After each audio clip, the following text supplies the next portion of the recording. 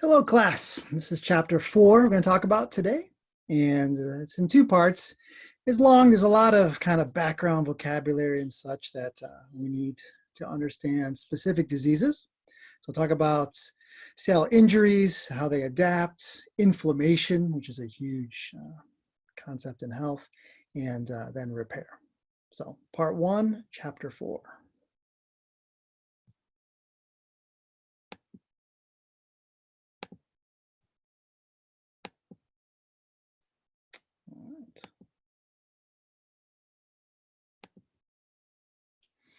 So here we are, part 1. And you can see right here, when we talk about the main point in this chapter, one of the main points is looking at inflammation. You can see how your body reacts to harmful stimuli or some injury or some invasion here. So first, a little review. And again, this is something y'all should know, so I'm not going to spend a lot of time, so I'll go pretty quickly through this. But you need to remember that your body is made of these trillions of cells, and all of them can adapt to their environment somewhat. There's certain ranges that they can. When you push it, that's when you start getting cell injury and death. And a tissue is made up of the cells, particular kind of cell, and the extracellular substance. So in bone, it's a calcium phosphate kind of crystal with collagen around it. Cartilage, it's more rubbery.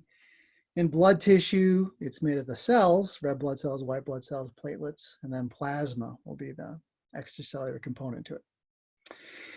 And so tissues are made up of all these cells that work together to do some kind of function. And when you look at an organ, there's a bladder or a heart. It's not just cardiac muscle. The heart has connective tissue and fat and blood and nerves and everything else that make up the whole organ is made of several tissues. And of course, an organ system is tissues working together, and you are an organism, all these things working together. So indeed, when you look at a cell, when you look at disease, pathology, pathophysiology, it comes down to the cellular level that things are going on. And of course, the nucleus has your DNA in it, right? The DNA not only to carry your genes on to future generations, but has all the recipes to make all of your proteins. So some 25,000 different genes that make 10 times that many proteins, because you can use one recipe, you can tweak it to make several kinds of proteins, but that's where it's kept, in this membrane-bound organelle that has holes in it, these pores that allow messenger RNA to leave, for messengers to come in. Yeah. Another big thing, real important in the cell, is looking at the cell membrane. Cell membrane is made up of phospholipids, right? And it has proteins in there like a mosaic. The proteins float around.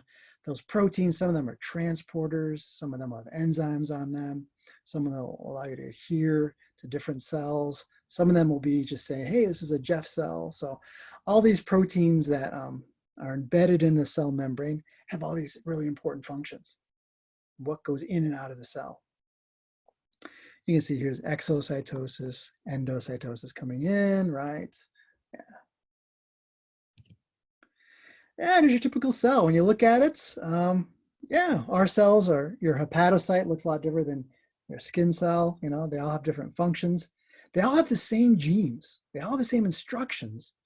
But what makes a muscle cell and a cell of the lens of your eye so different is which genes are being expressed and which ones are not. But do remember, every cell in your body, well, red blood cells don't have nuclei, but every cell in your body that has a nucleus has all the information to make every part of you. Just some are turned on and some are turned off. This whole membrane system, you can see all this is kind of the most complex part in there.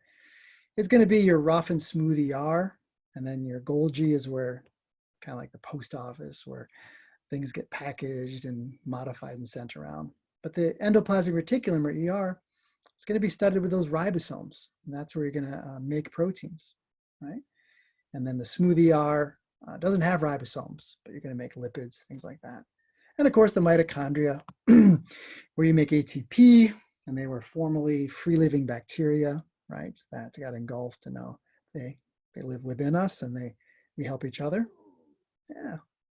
And the cytoskeleton becomes important in the mitosis and meiosis, but it gives the form to your skeleton, to your cell.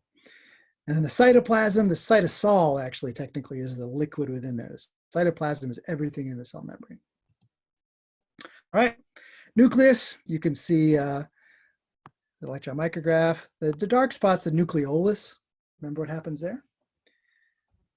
It's very good if you're making a lot of ribosomes, that becomes more prominent. So liver cells, cells that are very active in making proteins will have a prominent nucleolus or two.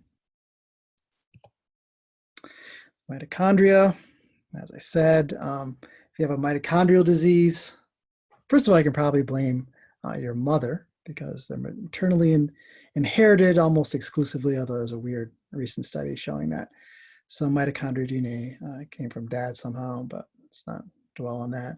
But within here, you have, of course, all these proteins studding this membrane that allow you to make ATP. Lysosomes. Lysosomes are vacuole sacs filled with all kinds of hydrolytic enzymes, things that can break down anything. So like in a white blood cell, a macrophage is going to engulf a bacteria.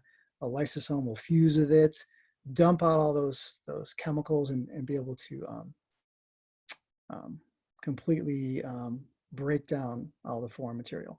If you have a lysosome disease, and there are some, if they were to burst within your own cell, you'd be digesting your own cell. So these powerful enzymes are kept within these lysosomes. And ribosomes, you can see they're made of two parts, and then your messenger RNA is going to travel through it, and then through translation, the protein is going to come out the other end. So you got the messenger RNA that's transcribed from your DNA. All right, we're just reviewing all this, right?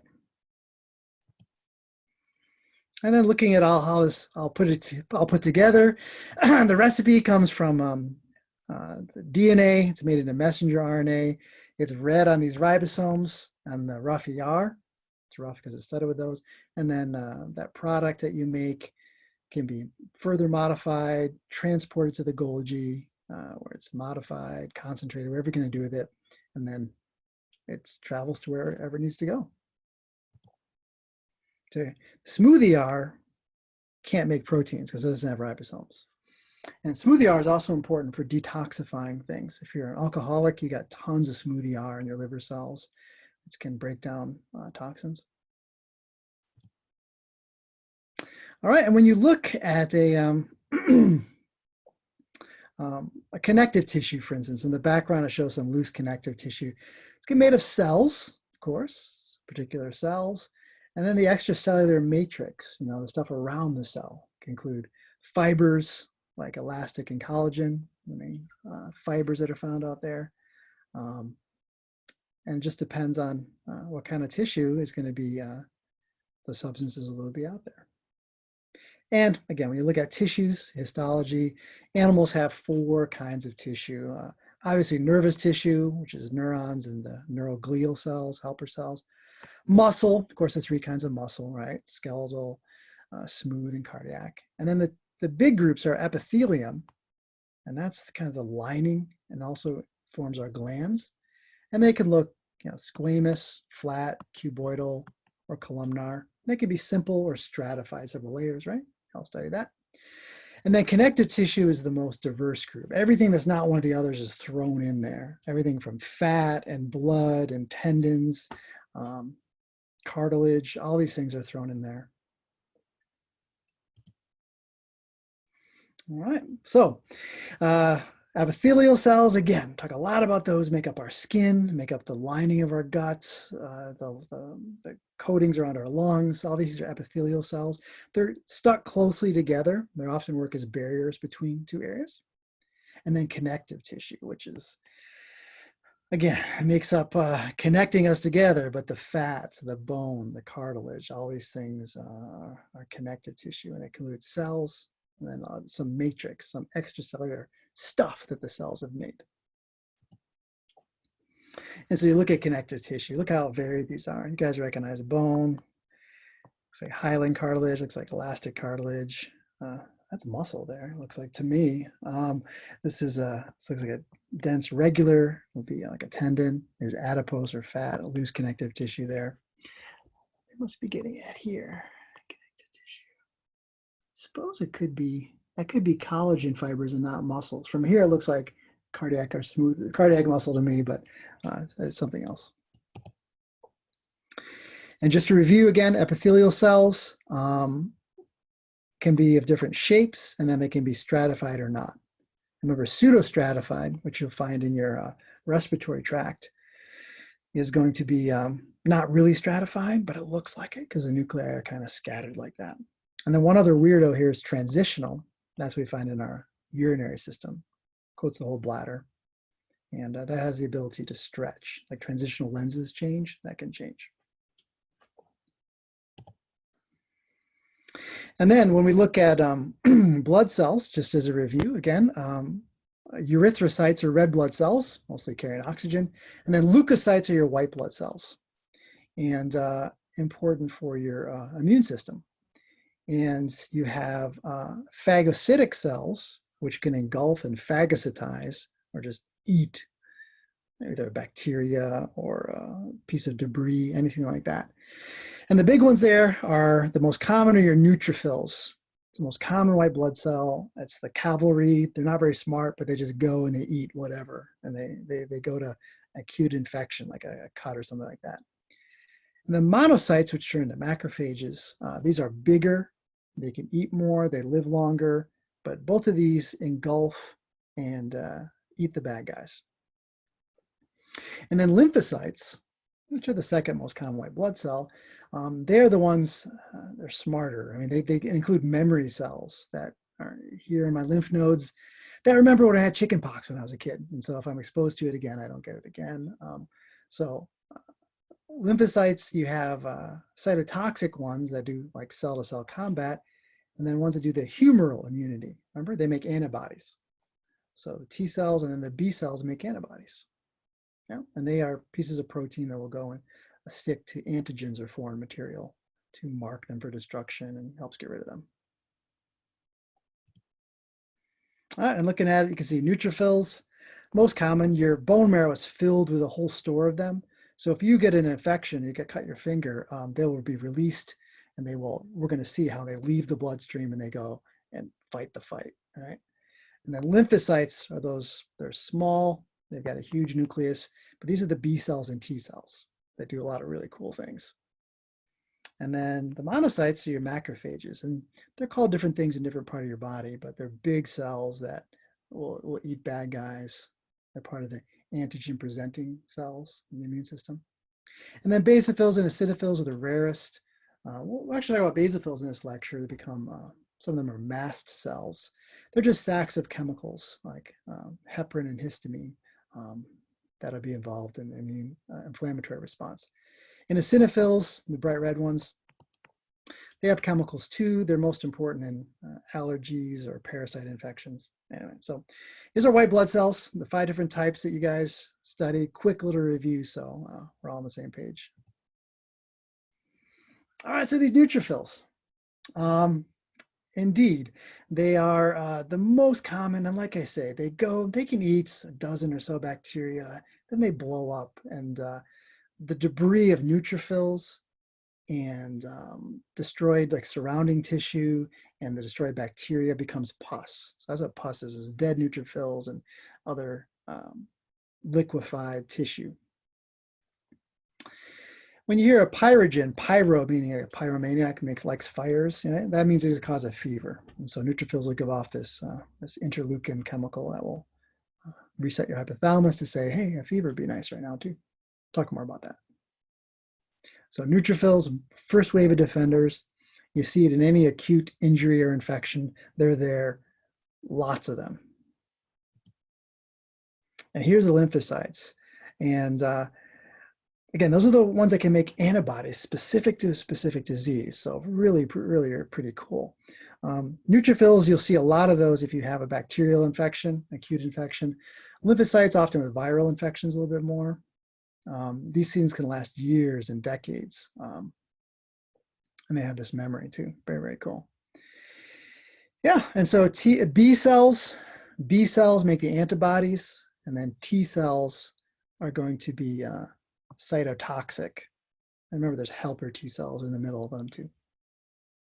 And when you look at the blood, when you take a piece of, a drop of blood and look at a microscope, you see T cells and monocytes, things like that. And in the blood, they're just going somewhere. It's just the highway. They're going to leave the blood and migrate to the tissue where they're needed, or out to your tonsils or lymph nodes or your appendix, places where they'll go and sit and wait for the bad guys. So in your blood, they've been made in your bone marrow, and they're just kind of on their way somewhere. And then monocytes, they're the biggest. They're huge. Look how big they are compared to red blood cells. And they last a long time. They can eat some things that neutrophils can't, some nastier things and bigger pieces. When your cells die, they'll take up the debris too. Yeah. All right, beautiful. And then looking at here, just more review, looking at when you see fibroblasts, they're found throughout your skin, other tissues, they'll make fibers. And so you see when you form a scar with injury, fibroblasts will wake up and start making fibers. When you hear osteocyte, it means bone cell making bone. Chondro means cartilage, etc. Just make sure we're on the same page here. When you look at capillary exchange, what you have is that on the arterial side, you've got the whole blood pressure behind it. And then these capillaries are leaky. And so fluid will come out. Fluid will come out, but not the big stuff. The blood cells don't come out, big proteins don't come out, but it's leaky enough that the water is pushed out and oxygen and glucose. And then osmosis will tend to suck it back in, but the blood pressure is high enough that fluid is going to leave. It's going to wash over the cells. And then on the venous end, blood pressure will be less. You've lost that blood pressure, but osmosis will be stronger. And then most of the water will be sucked back in on the venous end. So you have this washing of the cells with water, and then it comes back in, most of it. You guys remember what happens to the excess water? It gets carried away by the lymphatic system. Lymphatics will take away any excess water. But this is basically it. Very important that the capillaries be leaky enough so that water can push out. And we'll see how later on they can become even more leaky when you want an inflammatory response there. So when you look at cells, some of our cells can divide. They divide your gut, the cells in your stomach, are replaced every week. All the cells are, because it's such a harsh environment. And your skin too, you're always making new skin cells. But other cells, like in the cartilage in your ear, your brain cells, your cardiac muscle cells, they don't divide. And then there's an in-between where cells that are injured can divide. So our red blood cells, they last 100, 120 days. They're always making new red blood cells. They're always being destroyed. Our gut cells constantly made. Our skin cells, yeah. But again, neurons and cardiac muscle cells, the book says that they don't divide, but they can. There are some stem cells, but they don't often divide. So the consequence is that is if you have a heart attack, a MI, and part of your heart muscle is destroyed, it doesn't grow back. And so it ends up being just this scar that your heart has to carry along. Same with your brain. When brain cells are destroyed, you can make a scar. It's just made by the glial cells. They make a scar. They don't fill up with new neurons. And so it makes a big difference. So we talk about cells being labile, they continually divide, or permanent, they don't divide. And then stable means like in your liver, your kidney cells, that if they're injured, they can divide and fill it in. So this makes a big difference in when you have injuries on what kind of cells can be replaced. And where do you see the most cancers? Our next lecture is going to be those labile ones. So you see skin, you see in rapidly dividing cells, just more chance for errors that would be carried on, as opposed to a cell that's just not dividing. So your cell, it's going to be, we're talking about pathology, we're talking about disease, injury, right? So the cell has this homeostasis, and but you can push it. It can have some kind of disease, some kind of infection, some kind of trauma. And you can push the cell and it can adapt and come back. Or if you keep pushing it or you push it too hard, you can have cell death. Yes. So cells can adapt to circumstances. And then the terms here, hyperplasia is when cells divide. cancer is hyperplasia without any stopping, right? Hypertrophy is when cells get bigger. You work out at the gym, your muscle cells get bigger. And then atrophy is when cells get smaller or cells die. Yeah. So muscle cells, like skeletal muscle cells, they're going to go through hypertrophy when you work out. You don't make a lot of new muscle cells. You can if there's severe injury. Some stem cells, there's a few of them that can wake up. But normally your muscles get big. Then if you don't work out, you go through atrophy. They get smaller. And they get bigger by making more actin-myosin, more protein, more capillaries, more connective tissue. And then your muscles get bigger and they get stronger, right? And atrophy is when they go the other way.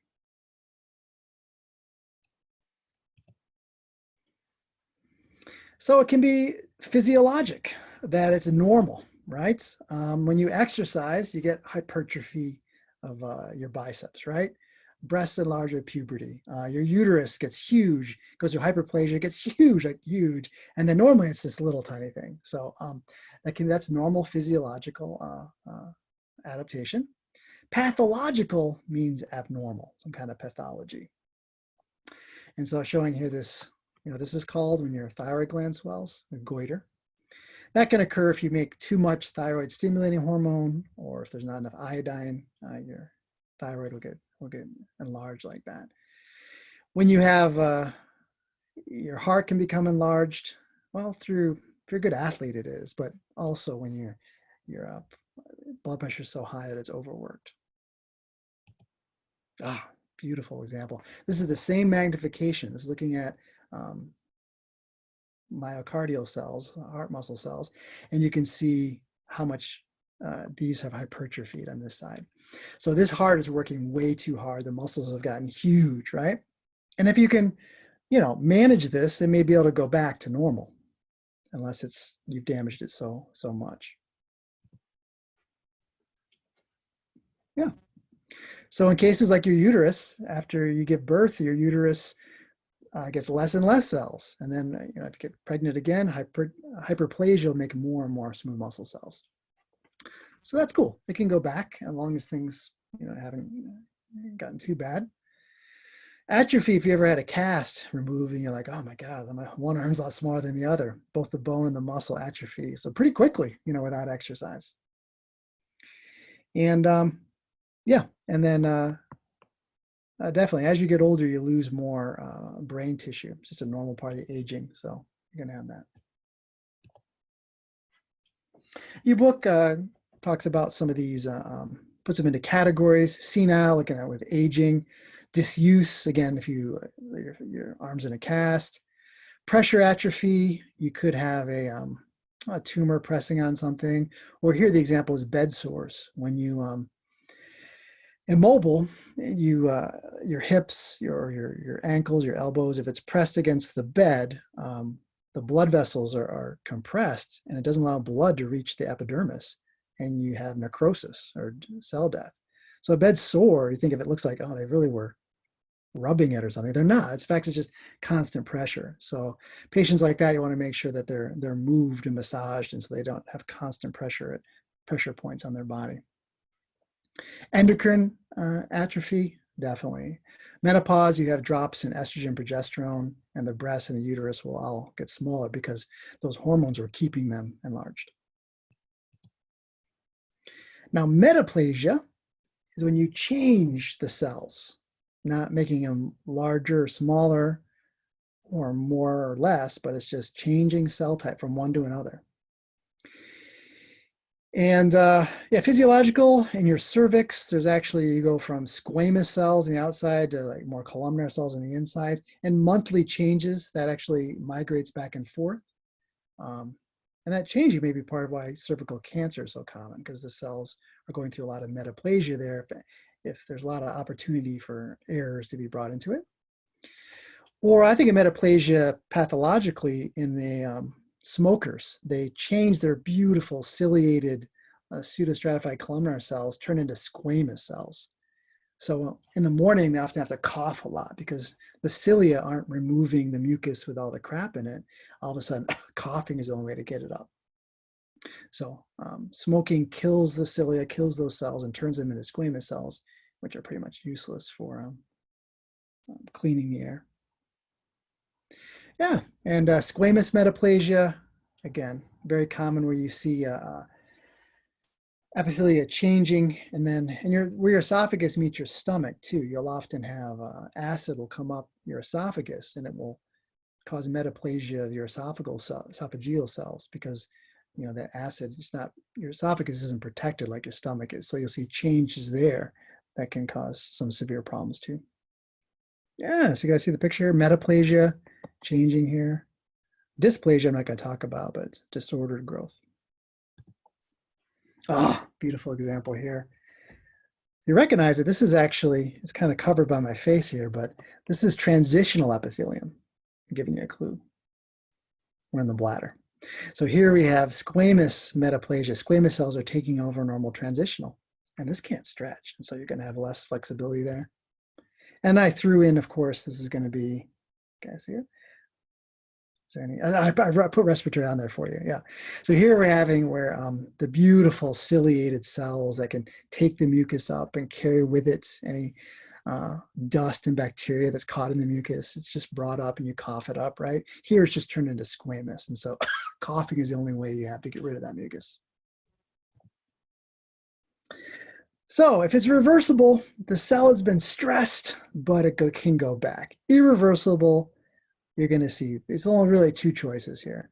Either the cell is going to die, necrosis is dying, cell death, or apoptosis is when the cell elects to die, it's suicide. The cell goes through a process where it breaks itself down and gets eaten up. Yeah, so it's just, you push the cell and you can see if it's has the ability to reverse itself. You can see this is a stressed cell here, and you stress it enough, it's going to go towards a death. If it can return to normal if it's not stressed, though. Beautiful, yeah. So here's our cell, homeostasis. Everything's going cool. Then you really stress it. It could be all kinds of things. It could be toxic chemicals out there. It could be increasing sodium levels. It can be pressure from an organ pushing on you. Whatever's going to happen, the cell's going to be stressed. And if it can adapt, it's reversible, and that's cool. And if it's severe or it's constant, you get irreversible injury. And then the cells lead it towards death, or decides, all right, I'm going to handle this and go through apoptosis. All right, well, some terms, make sure y'all understand. When you hear hypoxia, hypo, under, oxygen, so it's not enough oxygen.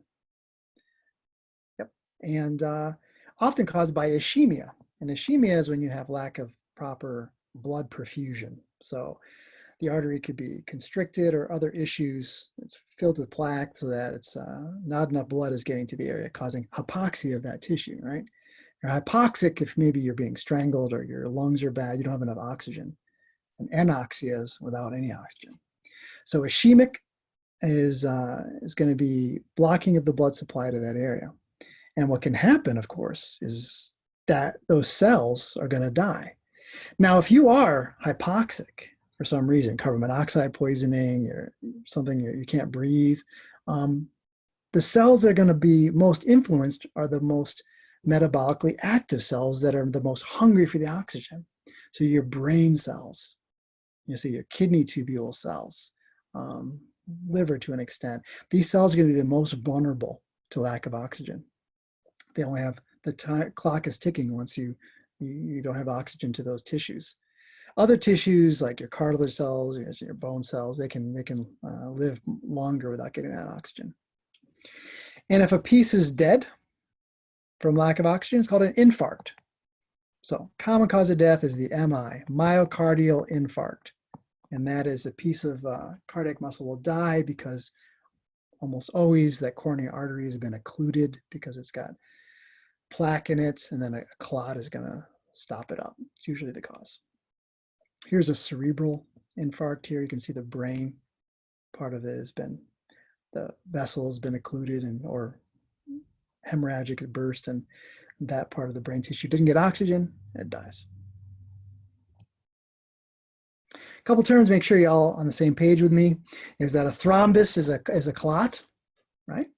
Platelets are called thrombocytes. Thrombus is a clot. And an embolus is a moving clot, or it's a moving particle. It doesn't have to be a blood clot. So an embolus is something that's moving in your bloodstream, which can be dangerous because if it finds a small vessel, it can clog it up.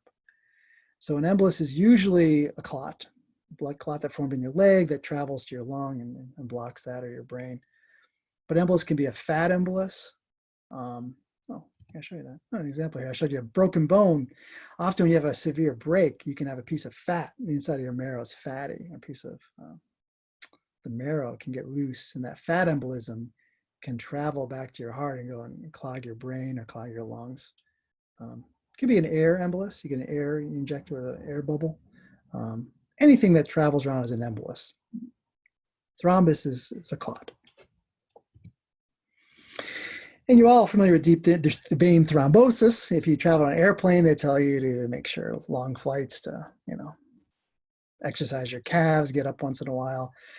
But the problem here is when you have the veins returning from your lower limbs, behind your knee especially, they usually have valves to keep it moving. But if those veins become expanded and the valves become incompetent, they don't really work, the blood kind of goes back and forth, and it can get caught in these areas, and any pooling blood, the coagulating factors are going to concentrate. You're going to have these clots. And then, oh, I put it right behind there, damn. Then where does that blood go from there? Let's say you have a clot in the back of your leg. You guys know your cardiovascular system. The vein in the back of your leg can travel up the inferior vena cava into your right atrium, right ventricle, to your lungs. And if that clot made it through these big vessels, which it probably can, if it's got loose and made it that far, it's going to probably get clogged in your lungs. And then you're going to have a pulmonary embolism, which is deadly, right? If it somehow made it through your lungs, it comes back to the left atrium, right? And then left ventricle, then goes out your aorta. It maybe goes up your carotids, maybe it gets caught in a cerebral artery. So clots can travel, or an emboli can be a clot or a piece of fat or something, and then they can get stuck when they get to a narrow passage. So injury, acute injury, which means a quick injury instead of chronic. Trauma, obviously all kinds of trauma. It can be a cutting, it can be a bruising, things like that. Infection, right? All kinds of infection. And you're going to see this inflammatory reaction happens, and so you end up, white blood cells come there, it gets swollen and it feels hot, everything like that. And immune reactions, right, can cause injury. And some can be autoimmune, which is a horrible disease because your body attacks its normal cells. So acute means it's going to happen quickly and goes away quickly. A cold, a broken bone, I've lectured on that. Chronic injury lasts longer. And I don't know if there's any specific definition, but chronic injury is going to last more than 2 weeks. It can last years and decades, in a lifetime, right? You deal with problems with diabetes, autoimmune disease, right? MS, once you have it, you live for decades with it, right? Acute injury is something that's going to happen and your body's going to go back to normal within weeks. Yeah. Even a paper cut kills all kinds of cells, and your body has to respond to it, because rarely is it a piece of paper that's sanitized, right?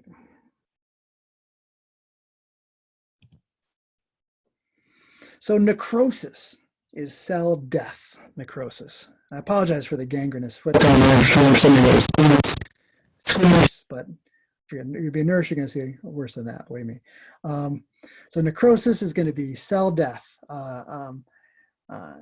And there's definitions of these that I don't deal with personally, but coagulation necrosis is common. Usually you have lack of oxygen, and the cells start dying, but they kind of keep their outline. It just gets kind of soft and squishy, that tissue, on its way to death. If you hear liquefaction, you know what that is. It's usually going to turn into pus, and so you're going to see that. When you see pyogenic bacteria, it means pus producing. It means these are bacteria that are killed and then their remains turn into pus. So these are some common bacteria that are involved in forming the pus. So liquefaction, yeah. Caseous, you're going to see it's kind of, I think, like in a case is what I'm kind of reading it.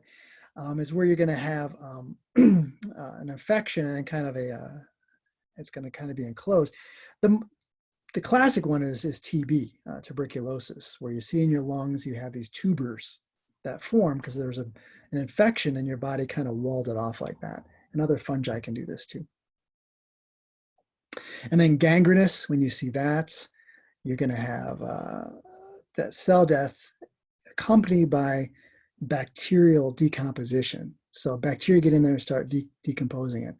And clearly, you know, if you have gangrene, they probably going to cut your foot off at this point, or your toes, because it can spread, right? You don't want that infection. It's hard to get to gangrenous and decomposition because it's in there, and then it's going to just keep traveling, and it's a fight, but the bacteria often are going to win this one. You all know the term apoptosis, and that's programmed cell death. And what happens is that there are genes that are turned on that begin this process where the cell starts dismantling itself.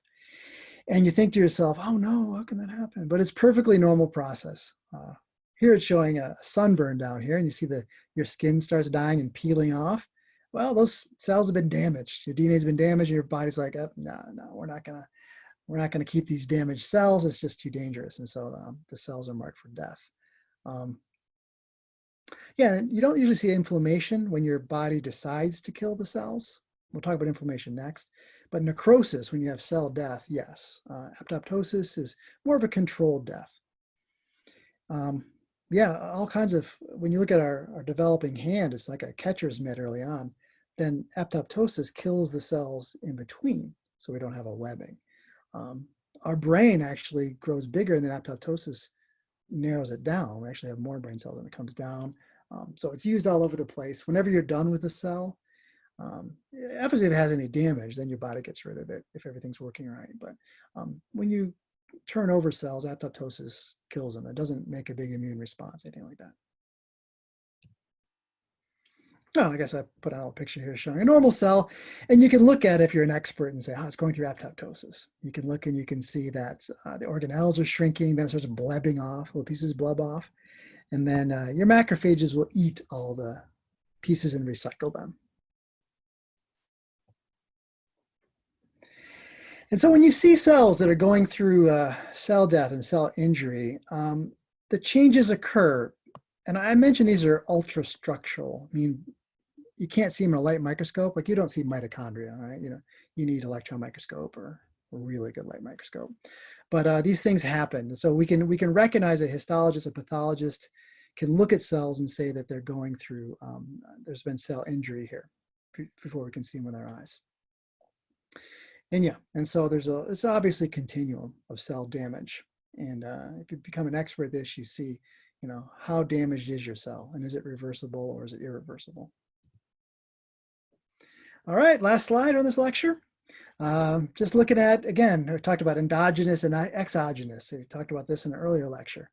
But endogenous kind of injury to tissues is going to be this ischemia or anoxia, lack of oxygen. So your poor heart attack, I mean, nothing from the outside caused it. Your plaque and your clot, you know, stopped blood from getting to that part, right? Autoimmune diseases, hypersensitivity, allergies, a transplant, all these things are your own body attacking it, right? Or the genetic problems. All this is endogenous. Exogenous is from the outside world. Infections, trauma, everything from irradiation to electricity to chemical burns, definitely. So all these things you can see.